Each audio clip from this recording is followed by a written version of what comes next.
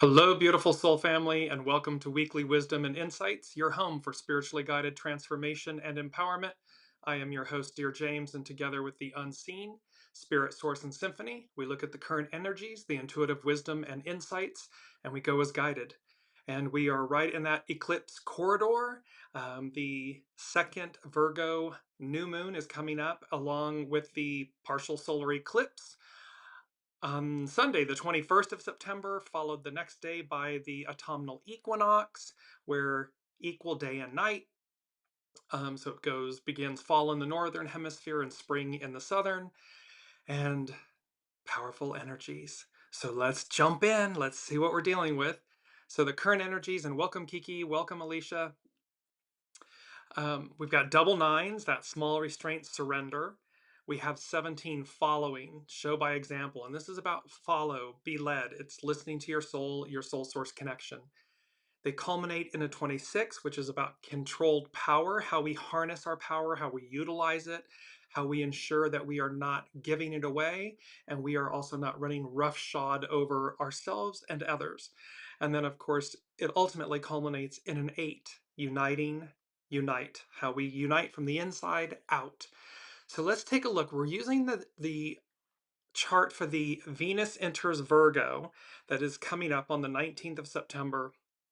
And in the center of the chart, you see this beautiful, it's called a kite formation in astrology. Um, and so it has a mini grand trine at the bottom. It has the grand trine at the top, the blue triangle at the top. We have a direct opposition because, of course, the coming up on the 21st, this Virgo, the second Virgo new moon at that anaretic degree of 29 degrees. So it's a powerful degree. It will be conjunct. So the sun and moon will be together. And then at 29 degrees Virgo, it will be conjunct the south node, meaning together with what we're releasing. And then it will oppose Neptune and Saturn. And so there's a lot of growth here. And then, of course, the mini grand trine is between Pluto retrograde, Neptune and Saturn retrograde, and Uranus retrograde. So there's a lot of internal works that are going to be happening, but of course, external. And the funny thing is, when I looked at that, welcome, Sue. When I looked at this chart, and this same, just to bring it up again really quickly, this same kite formation is going to be playing out for the second Virgo new moon, the partial solar eclipse, the solstice that's coming up. So this chart, this kite formation and these energies and everything, and it's literally, it said to me, I dream of Genie. And it's number 3 from the unseen. I dream of Genie. Your wish is my command. And it has to do with the star card and wish fulfillment. And so this is that we've been dealing with these, the star card, the hermit, the temperance, and the tower. And so this, your wish is my command. And then they said, be mindful of what you wish for. That law of attraction and universal law, because it's law of attraction. So while there's this aspect of I dream of Genie, and of course in the series with Barbara Eden, the astronaut is, lands off course. She's within the Genie bottle and she rolls along. He finds it, rubs the bottle, opens it, and out pops Barbara Eden as Genie. And so there's this aspect, and of course, the series itself went on about, it was a story about love and service and helping and so forth. So there's an aspect of this Venus in Virgo. I mean, you have the divine feminine in the sign of the divine feminine and this aspect of service. And it's also a time annually where harvests are made. And the example of the wheat from the chaff, how the wheat is harvested and it's separated from the useful from the chaff that's not useful, that is a protective shell, but it's not edible and so forth. So you get the idea. This I dream of Genie, your wish is my command. However, be mindful of what you're wishing for because there's universal law and law of attraction built into it, into these energies. And then we're going to go to our main theme. And I love this main theme. It's horse medicine revisited, but it's jump. Be ready to jump. Because again, these energies and eclipse energies and so forth are all about, and this is conjunct the south node. So the lunar eclipse that occurred on the 17th, 7th, sorry, the 7th of September, that was conjunct the north node, where we're going. This solar eclipse is going to be conjunct the south node. So the lunar was the north node, the solar is the south node, what we're releasing. And last week we had, it was our astro influences energies. It was jump, leaving it all in the past. So now the main theme becomes jump. Be ready to jump. You see the theme? Jump. And so, and it's interesting too, because the song Jump was the lead single from Van Halen's 10-time platinum selling album, 1984. And it's purported that the U.S. Army's 82nd Airborne Division uses it when they're doing parachuting exercises. And, whether it's intentional or involuntary, this aspect of jump, being pushed out of the plane, jump, and this aspect of intentional or involuntary, that's the tower. Because remember, all of this is happening for us, not to us. And so the star, welcome, Colleen. So you get to the tower. We're getting to these tower moments. Is it intentional or involuntary? Which train are we on? Which wolf are we feeding? Are we in the flow, or are we being counteractive to the soul, our soul source action? And Colleen is saying jump twice now. Yes, this is going to be about jumping, knowing when to jump, and do it voluntarily. Don't want, intentionally. You don't want it to be involuntary. So in spiritual context, to jump signifies making a decisive leap of faith, embracing new opportunities, and undergoing a significant personal transformation by moving from inertia to action. It represents aligning your energy, thoughts, and intentions with a higher frequency, often requiring trust in a divine plan or universal forces to shift your life's course. Being ready to jump means preparing for this transformative moment by shedding old beliefs, trusting your intuition, and being open to a new reality, even when the outcome is uncertain. This is all about listening to your soul source connection, unite from the inside out, going as guided. 17, hexagram 17, follow, be led, be the example. And that it really is talking about this leap of faith and trust. And taking a risk, divine guidance, aligning frequencies, personal transformation, inner awareness, trust in the process, and this action beyond thought. Jumping is an action that requires movement and a decision to leave behind a state of being stuck or inactive. It's a conscious choice. It's conscious alignment with where I know, my soul, I know what to do, where to go, what not to do. And this embracing change. It is a conscious choice to grow and to be open to a new perspective on life rather than remaining accustomed to a comfortable but limited existence. So when we look at this beautiful main image of this white stallion, jump, be ready to jump. It's on its hindquarters and it is jumping in the air. And there's that beautiful guiding light, that guiding star, which represents the divine, the unseen, and your connection to it, your soul source connection to it. So this is where and it's number one from the unseen, listening to your heart's desire, go as guided. So this is not listening to our mind, our ego, mind, personality, human, where it can override and tell us no, and distract and detour and barter and negotiate and all that stuff. No, no, no, no, no. Number one, it's actionary. It's the creative force from the unseen. Listening to your heart's desire, what you truly know and want. Listening to your heart's desire, go as guided. Exclamation point. So they're being very clear, and that this involves dreams. I dream of Genie. It's about the star card is about dreams. It's about wish fulfillment. It's about things that are at a distance. And those are being brought to us. And it's also about power. And this is where horse medicine comes in. And this is from Jess Hagen at Urban Healers of LA, her spiritual animal blog. And we're revisiting this. So, ever poised between yielding and taking action, the horse spirit animal totem is the living symbol of power and how to access it. The power of the horse built the Western world as we know it from antiquity to modern centuries, shaping beyond measure how we live our lives today.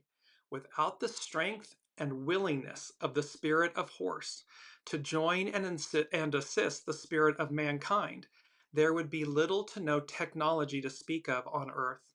When we first climbed upon the strong back of the horse, took up her thick mane into our hands, and wielded her astounding strength and speed, she closed vast distances of time and space and opened uncountable opportunities beyond basic survival.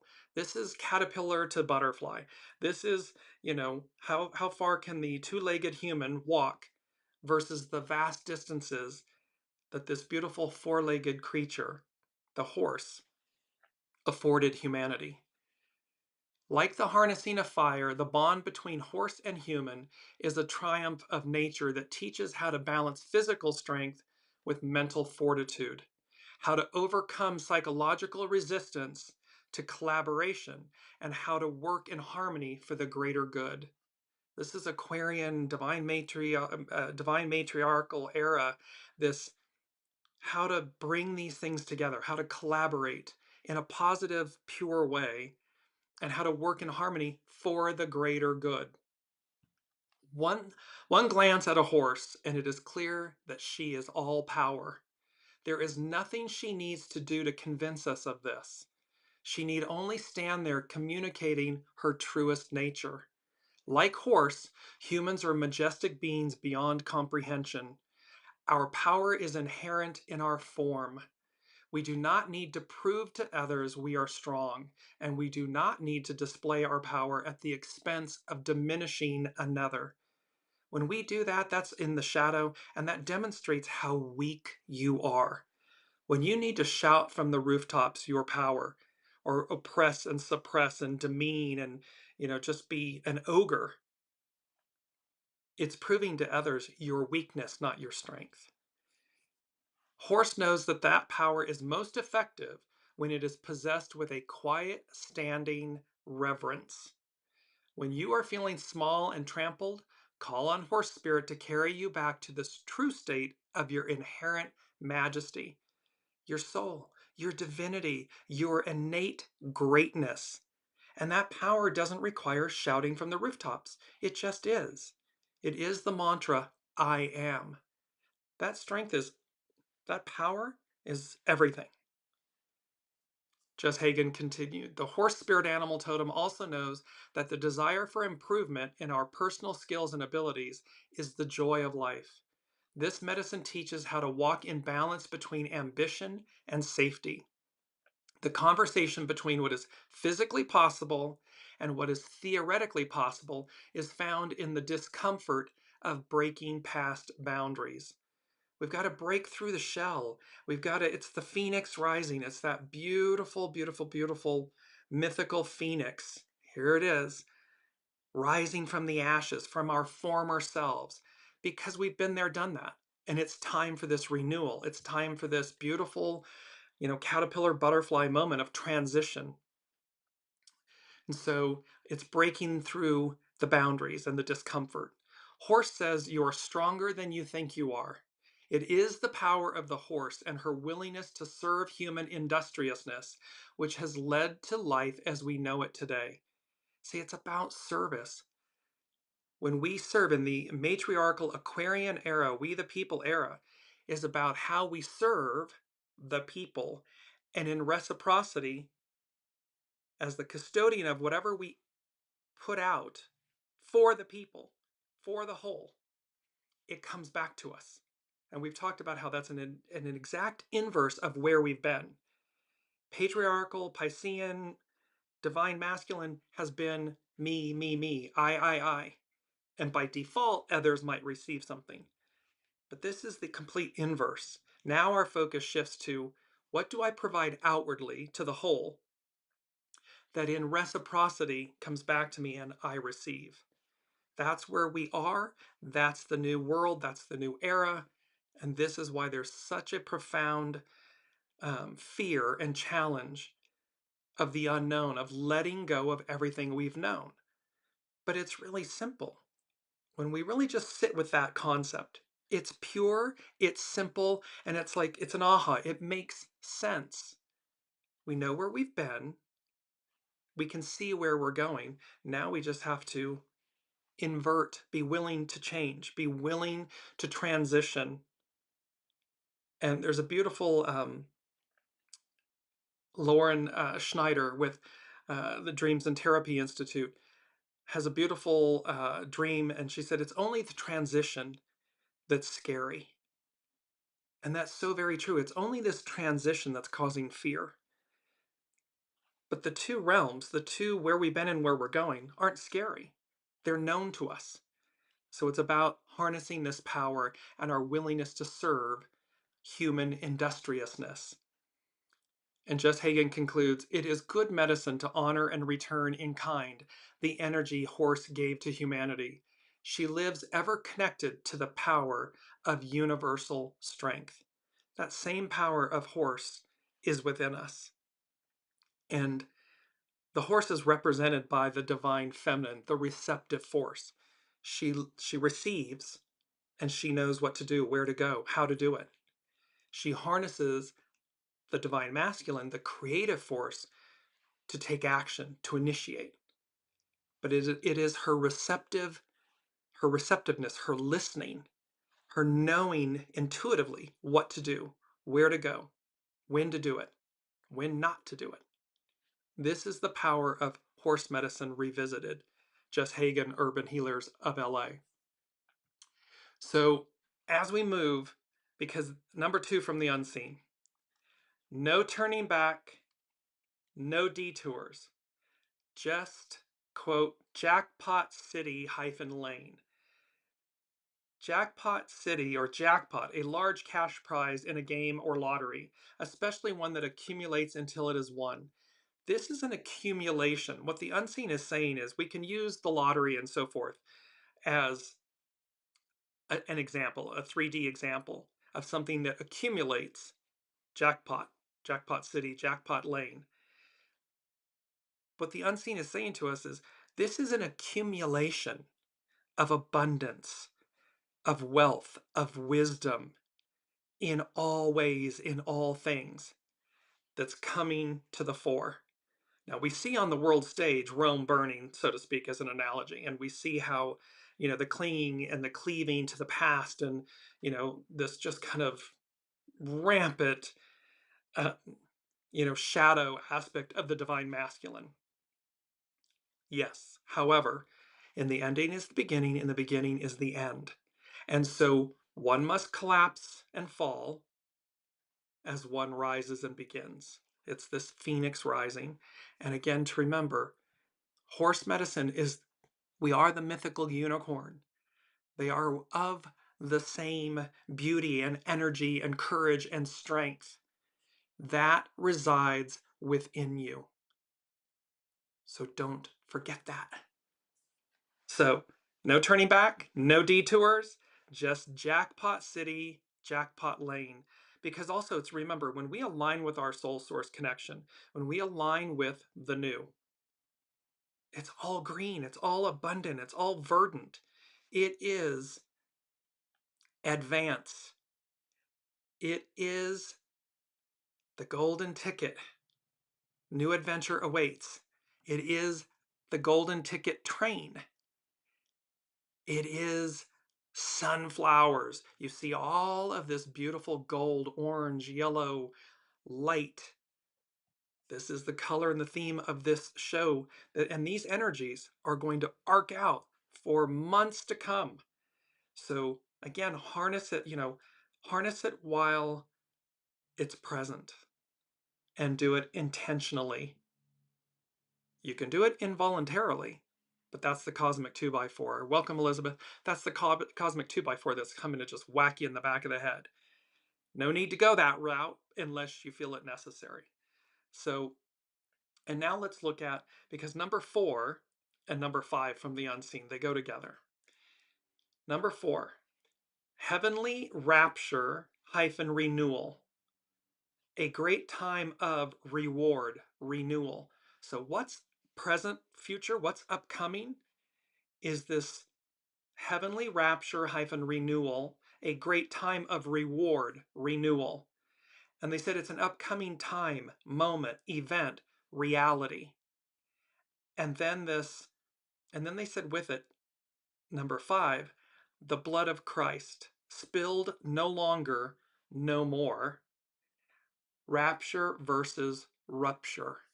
And so here, the phrase, the blood of Christ, spilled no longer, no more, reflects a Christian belief that Jesus' death on the cross was a one-time, final, and complete sacrifice for the sins of humanity.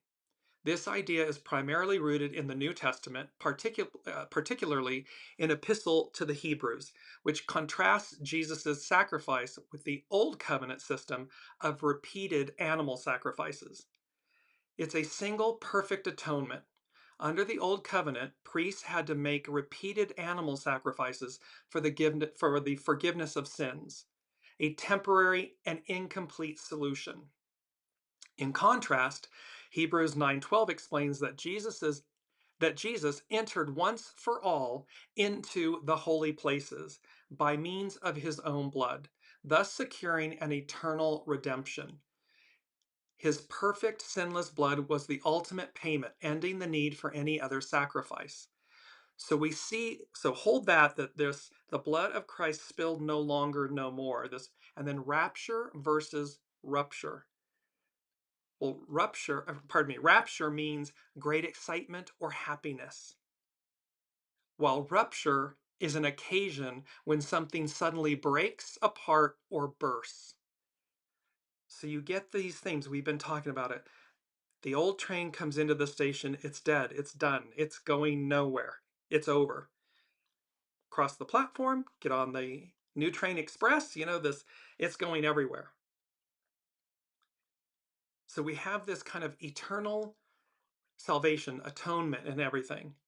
And yet, this is a wake-up call to say, but it doesn't mean that just because that happened, that we can just sin and, I'm using the word sin, but, make poor choices that lead to harm of ourselves, harm of others, harm of the planet, Mother Earth, harm. And that somehow it's just, we can do it without repercussion or, you know, Newton's theory, cause and effect. There's cause and effect. And number 5 is saying we're entering this time. So number 4, heavenly rapture hyphen renewal, a great time of reward and renewal. That it's an event, an opportunity, and yet the blood of Christ spilled no longer, no more.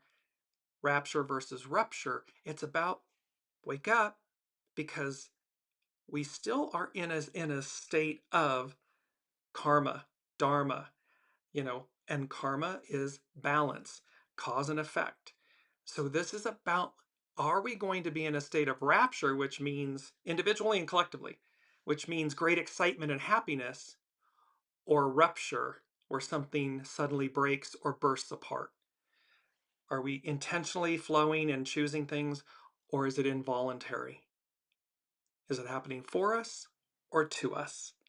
And the choices are ours to make. So now let's run. Let's run. Yes, let's run. Let's run to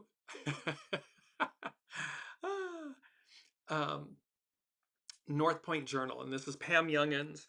And she is speaking about first the Virgo new moon. The new moon that occurs on Sunday, September 21st will be accompanied by a partial solar eclipse. And it's either 70% or 90% of the sun will be eclipsed. So it's just shy of a total solar eclipse. This eclipse, which occurs in the very last degree of Virgo, signifies the completion of a major cycle, both individually and collectively. The exact alignment of the sun and the moon occur at 29 degrees 5 arc minutes of Virgo. This is our second Virgo new moon in 2025, the first having occurred on August 22nd, 23rd. And we've been talking about that because from that point was August, autumn, the fall. Virgo is the sign of the harvest, when crops are gathered and the valuable wheat grains are separated from the inedible chaff. This double dose of Virgo lunar cycles reinforces the need to use practical discernment in all matters. This is 17, hexagram 17, follow, be led. While we're listening with our intuition, our divine feminine, our soul source connection, we harness the divine masculine and the ego mind personality human in a responsible way with discernment, so that when we execute what we're receiving, it's done in the proper manner, in the right way, at the right time. Pam Youngans goes on to the solar eclipse. This coming Sunday's solar eclipse on the 21st of September, even though it is a partial eclipse, it is likely to feel especially strong due to its close aspects to outer planets. Most notably, the sun and moon will be tightly opposite Neptune in Aries and Saturn in Pisces. Neptune in Aries is in the process of dissolving humanity's belief in might equals right. See, that's the Piscean, that's the old Piscean patriarchal ego mind personality way, this might equals right.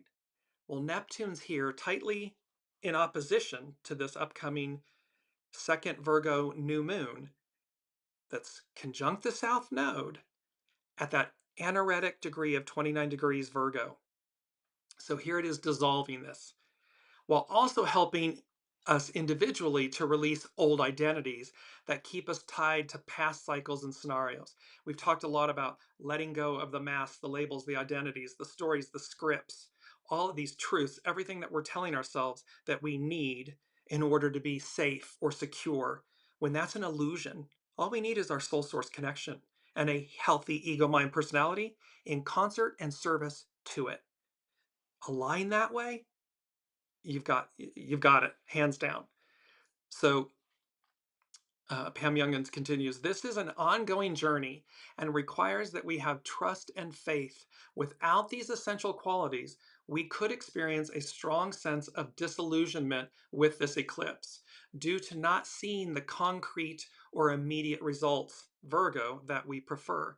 So this means because Neptune and Saturn are in opposition, tightly opposite this new moon and this solar eclipse and the equinox energies, it may take a beat, but this is why they're saying jump, be ready to jump. And last week, the astro influences was jump, leaving it all in the past. So there's a clear aspect here that these energies are shifting us forward, are literally propelling us.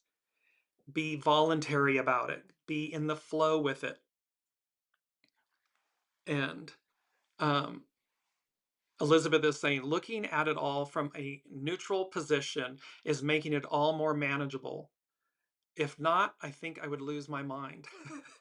Yes, because these energies are intense. I'm sure everyone is feeling there's an intensity, there's a little bit of not necessarily aggressiveness, but just this hum that's really kind of that's agitating. It's because you can feel the change coming.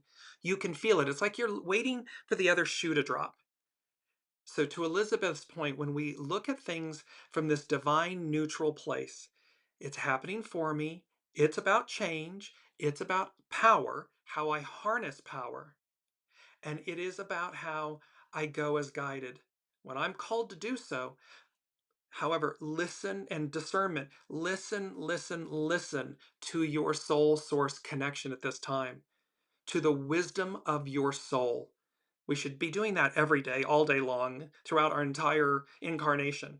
However, it's imperative that we're doing it during this time of transition because, again, to Lauren Schneider's dream, it's only the transition that's scary.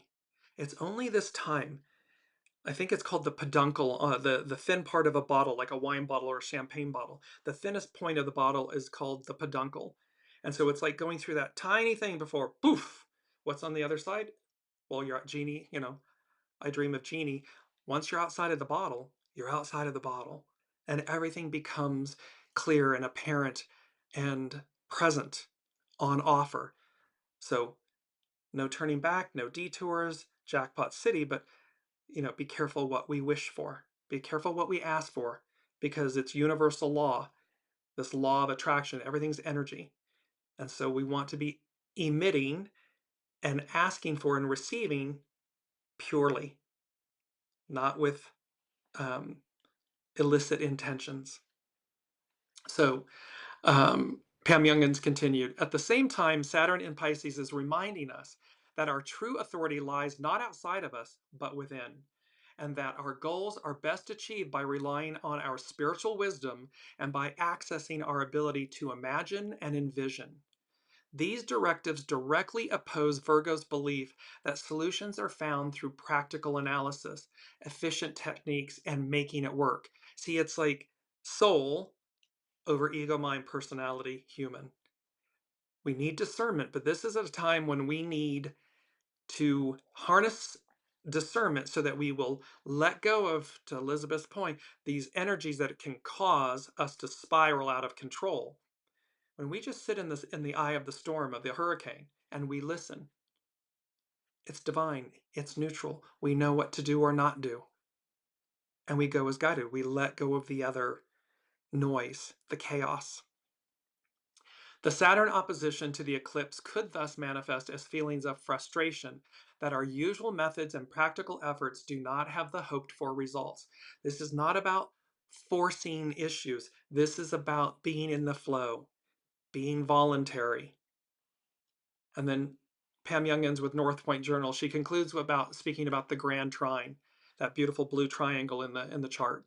An exciting factor in this Sunday's new moon eclipse is that it activates a Grand Trine with the Sun and Moon in close trine aspect to both high vibrational Uranus in Gemini and transformational Pluto in Aquarius.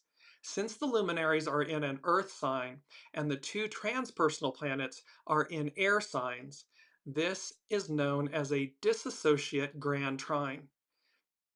According to astrologer Bill Turney in his book Dynamics of Aspect Analysis, this out-of-sign quality actually increases the effects of the configuration. Quote, the dissociate grand trine has a bit more drive and activation in its makeup than does the standard grand trine. Although it may seem less easy flowing for the individual, it has enough subtle tension to prevent it from otherwise operating too passively, end quote. With this new moon eclipse, which is also conjunct Mercury in Libra, watch for revolutionary new ideas to emerge, Uranus, and hidden information to be revealed, Pluto.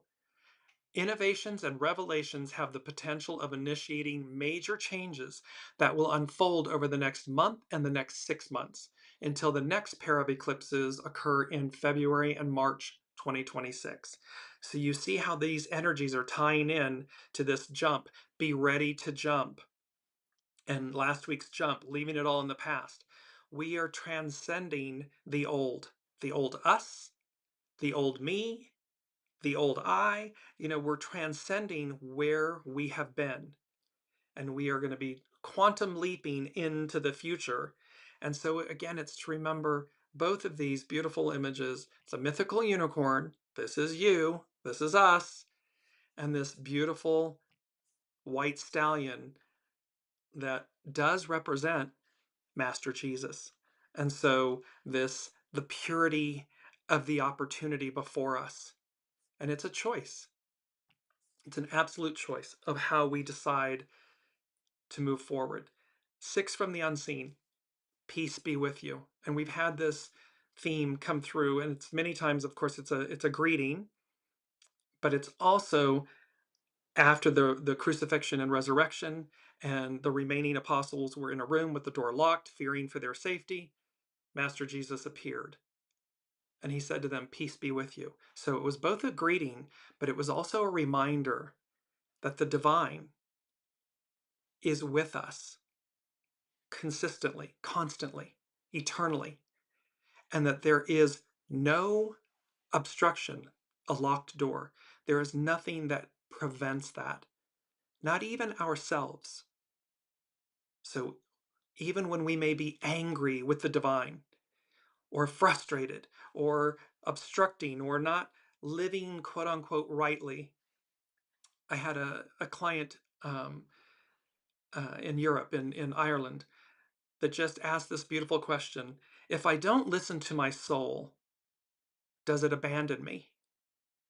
And the answer to that question, that beautiful question, is no, never. So while we, ego, mind, personality, human, may abandon or seek to abandon or believe that we are abandoning source, the divine, our soul, it's our true north. It never leaves us. We enter this life with it, we exit this life with it, and it remains ever patient with us. However, it will guide, or the cosmic 2x4s, whatever, because its purpose, its soul, S-O-L-E, and S-O-U-L, purpose, its sole purpose is true north, is to guide us in each incarnation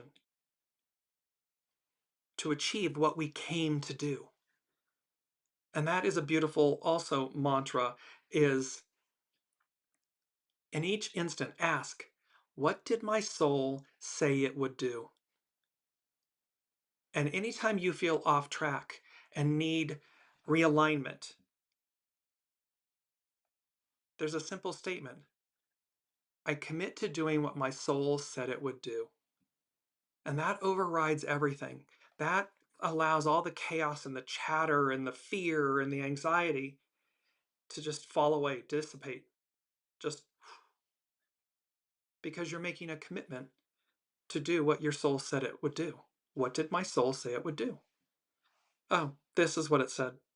And you'll receive it, you'll know it. And then you say, okay, so I surrender this to follow this. And our beautiful mantra is, be ready. And it's another beautiful image of a phoenix rising, because that is this moral jump. Be ready to jump. It's all about be ready. And it leads me to two things. Our key word is enthusiasm. It's about being childlike.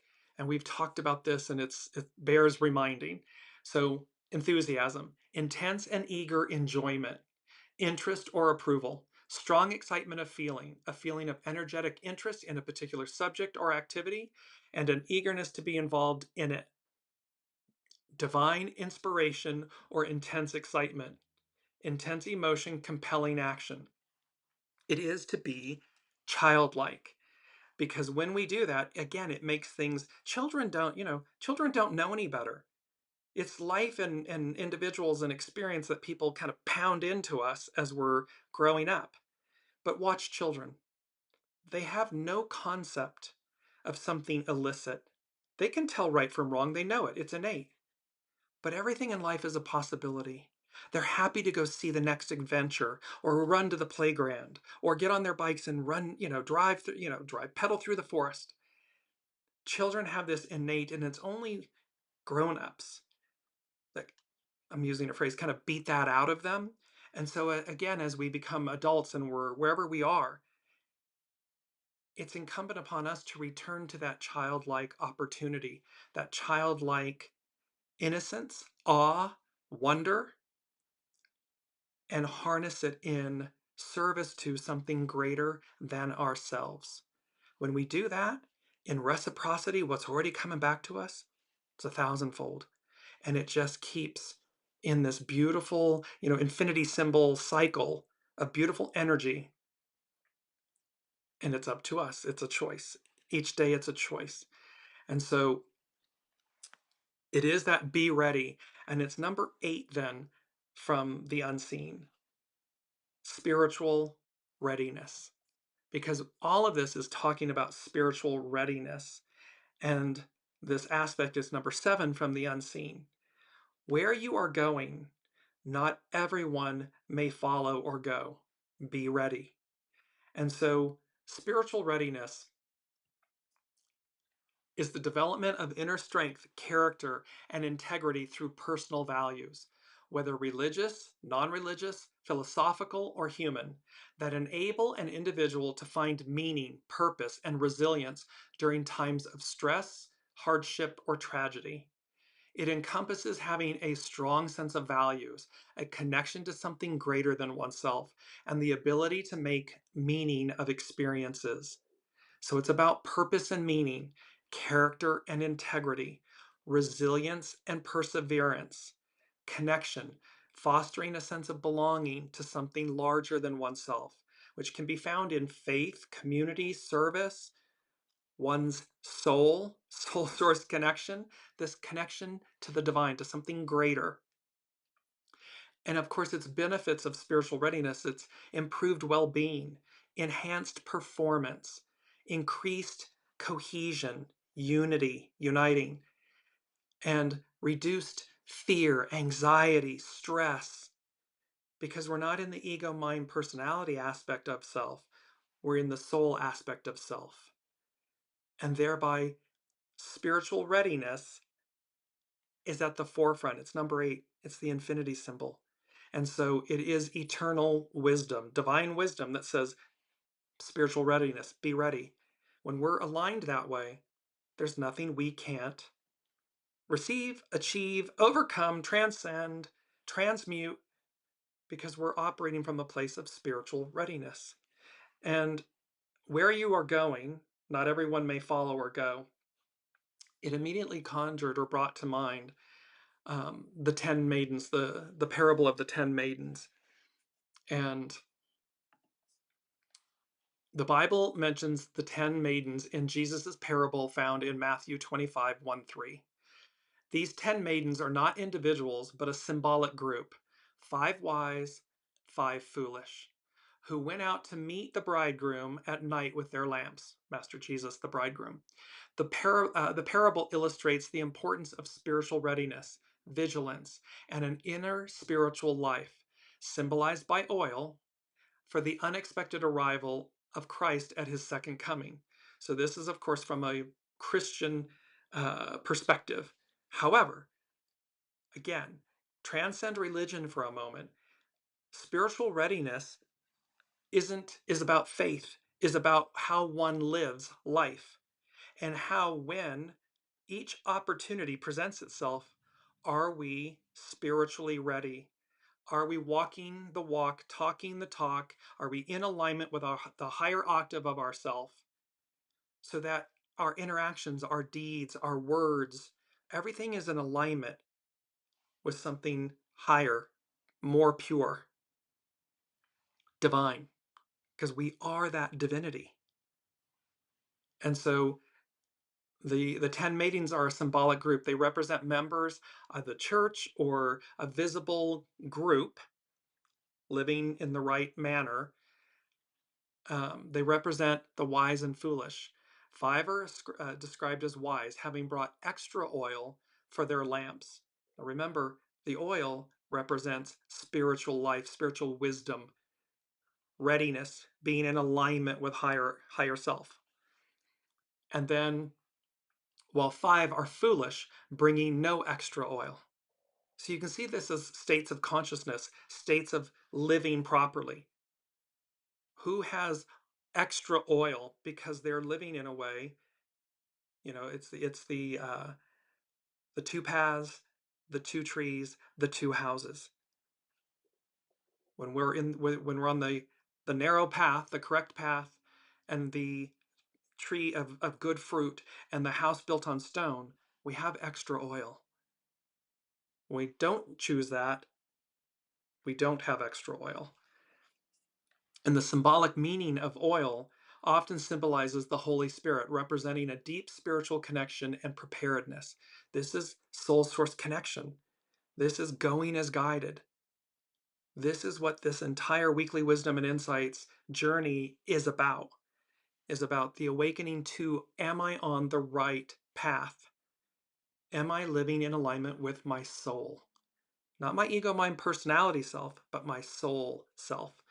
Soul is the divine self. And so And it's about the purpose of, when we meet the bridegroom in any occasion, it symbolizes the light and it symbolizes the feast.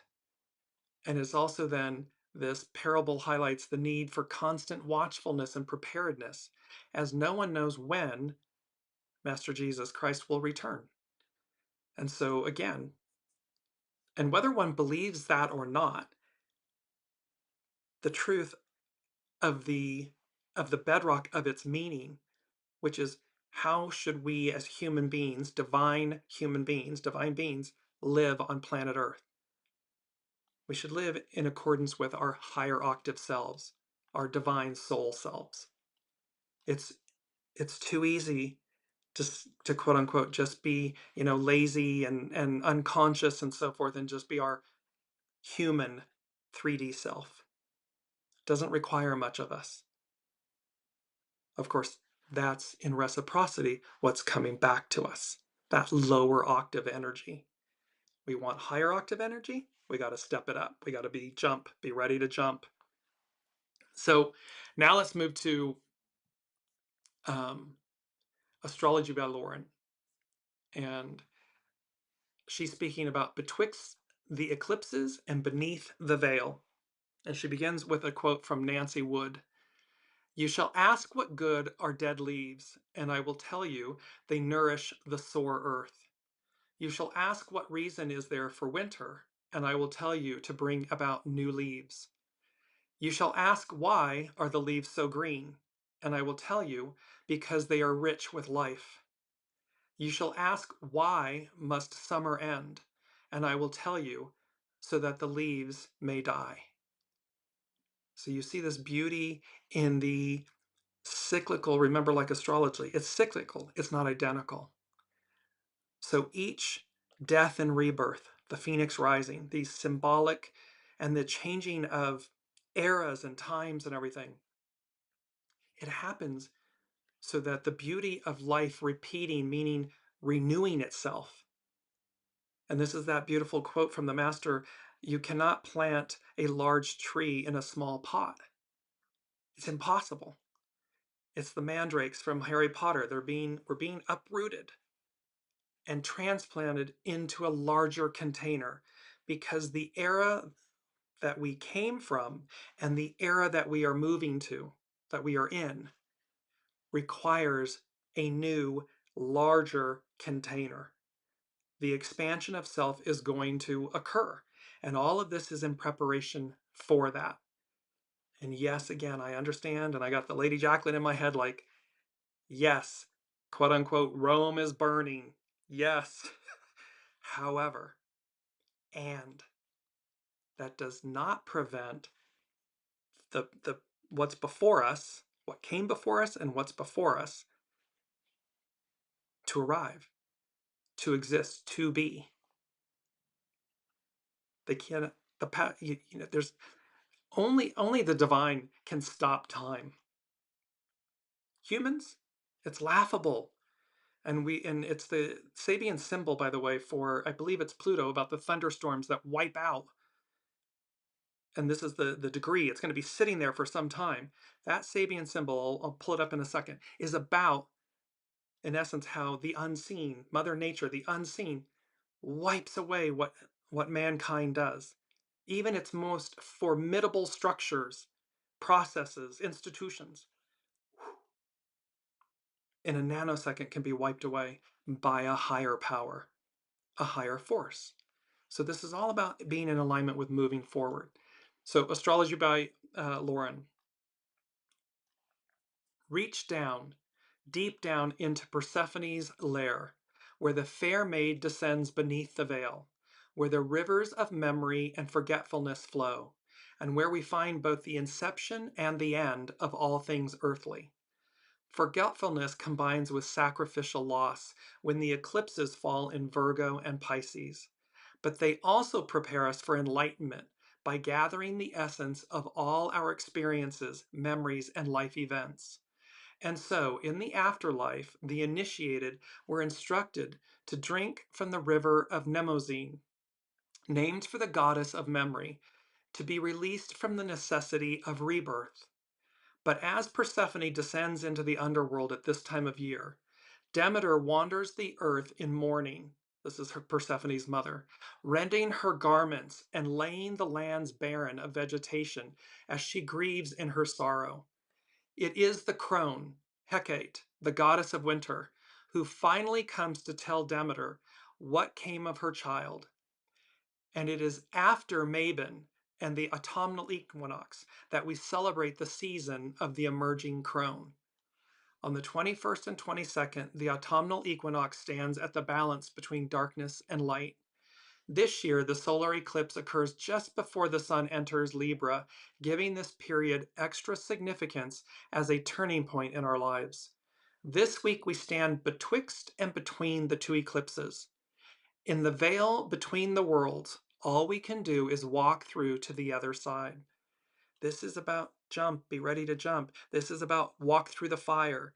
And again, we've talked about this before where it's like, and again, 9 times out of 10, when someone does that and they finally walk through the fire and they get to the other side, it can be instantaneous, it can be moments or a few days or minutes later, and you have this epiphany, this awareness of what took you so long? Why didn't I do this sooner? What was I so afraid of? But because it's the beast that we don't know, it's the unknown, humans tend to stay with the beast they know. Instead of transcending it, letting it fall away, Phoenix rising, let it fall away, and be that mythical unicorn, that white stallion, that horse medicine spirit that says, we've got this. And when I get to the other side, well, how much more expansive am I? Because you're the new you, not the old you. Astrology by Lauren, she continues. And so, between the Pisces and Virgo eclipses, we are asked to also celebrate the emerging crone. The crones were the elders who carried the wisdom of the ages on their shoulders, which had been gathered and honed through sheer experience. In ancient times, they served as storytellers, the teachers, the healers, and guides who led the way. And for each of us, there is this recognition that we are entering this dark time of year to go within and meet our own inner crone. We do this to assimilate all that we have gained, all that we have learned, not only so that we can better plan for the year ahead, but to be able to connect with spirit so that we may never lose sight of what really matters in the end. And this is again, Neptune and Saturn are retrograde. They're moving back to the very last degrees of the very last sign, Pisces, this culmination point of everything, so that we are prepared to jump, prepared to solidly and officially enter the new. And that occurs in the early parts of 2026, February, March, April, officially in the new. And she concludes, Astrology by Lauren, as I sit here at my husband's bedside, I realize the lessons we can learn from the process of dying, the grief, the sacrifice, but also the sacred ritual of transition, including the need to withdraw from the outer world to commune inwardly with spirit. See, it's only that transition that's scary. So we equate death with mortality with something scary. But it's only the transition that's scary. Leaving this era, this time that we have been in, that we know, it's the beast we know, creates and causes fear, which is what we're seeing on the world stage. All of this patriarchal, shadow aspect, divine masculine fear. And that's not just men, that is the shadow aspect of the divine masculine in all of us, in everything. And how we've come so far out of alignment from its purity, its truth. And thus, as we transition from Piscean patriarchal, divine masculine, to Aquarian matriarchal, divine feminine, that transition can be scary. It can be filled with grief, uncertainty, sacrifice. And yet, but also to Astrology by Lauren, but also the sacred ritual of transition, including the need to withdraw from the outer world to commune inwardly with spirit. This is Elizabeth's point. If I stay out here, I can get crazy. It can get crazy. If I stay right here and I realize that it's divine neutral and I listen to my soul, it's safe. It's nourishing. I know what to do. So, gathering the experience of lifetimes and lifetimes, we can then carry that pure essence forward. There can be beauty in liminal spaces, in the pauses in breaths, in the gradual withdrawal from what was to then face what is yet to come. May we never lose sight of the things that truly matter, for that is what we will bring with us in the end, and so may it be. And Astrology by Lauren, she could not be more on point. It's not the masks, the labels, the identities, the physical belongings, our titles and how much money in the bank we have and how big our home is and all of that stuff. None of that matters because that's not what we take with us. What we take with us are the indelible energies represented by choices and events and experiences that imprint the soul. That's what we take with us. There's, as my sister says all the time, it's not like God rolls up with the U-Haul and says, okay, let's bring your stuff. That doesn't happen. We know that. It does not happen. So, spiritual readiness. Be ready. Jump. Be ready to jump. Listening to your heart's desire. Go as guided. And no turning back, no detours, just jackpot city, jackpot lane. And this rapture versus rupture. We want rapture, not rupture. And this peace be with you. And where you are going, not everyone may follow, may go, because we all make individual choices. We are all here, and whatever somebody chooses, then that's right for them. Namaste, I bow to the divine in you. However, that doesn't mean that it has to be your choice. It doesn't mean that you have to condone it or go along. And this also says, it's 7, the foundation of God's word, divine fulfillment, divine completion, magic, awe, wonder. It means where you are going, when you listen to your soul source connection, when you live in that lane, not everyone is going to follow. People will fall out of your lives. Namaste. I bow to the divine in you. That's okay. Let it be. Each will come of their own accord or not. Each will make these decisions. Each will be intentional or involuntary. And we're just going to close with our 2 quotes. One who possesses something great should not make it too full. And this is by the master. And this is to remind everyone, humility, authenticity and humility. One who possesses something great should not make it too full. Don't be full of yourselves. There's no need to shout from the rooftops and everything. It's just a simple I am. And that force, like horse medicine, that force will carry you places that others fail to even conceptualize or recognize. And lastly, the gem cannot be polished without friction, nor man perfected without trials. And this is by Confucius. And so we have this beautiful gift of understanding that we are this precious, this is a topaz, raw topaz stone, gem. The gem cannot be polished without friction, nor man perfected without trials. We are in a state of trials, a state of honing and polishing, a state of reflection, but also this state of emergence, emerging into the new us, the new you, the new world. And so We will talk about the eclipse energies next week. They occur on the Sunday, the 21st. We're going to talk about them in next week's show and see where that's all leading. So until then, be well, be safe, and listen to your heart's desire. We'll see you next week.